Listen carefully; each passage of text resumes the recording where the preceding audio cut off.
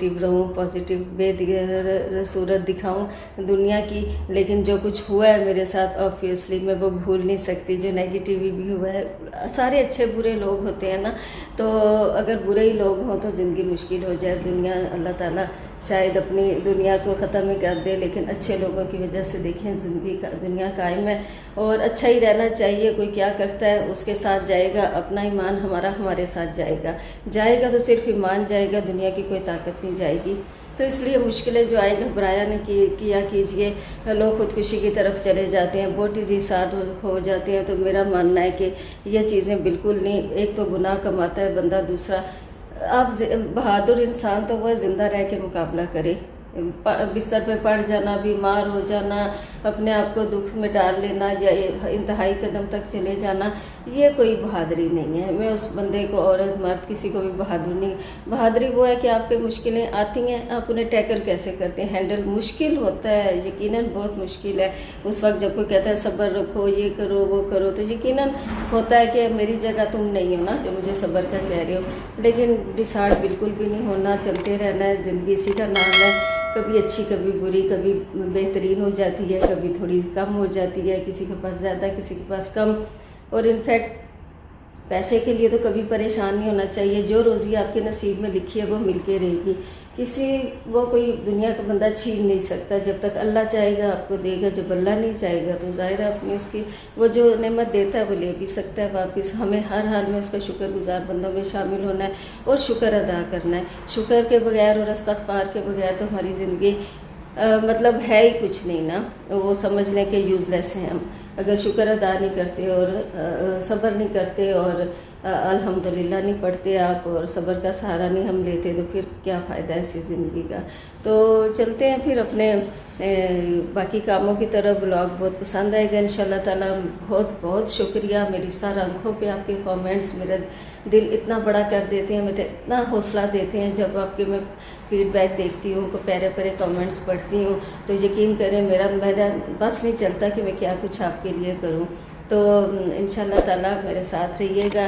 बहुत ढेरों दुआएं आपके लिए।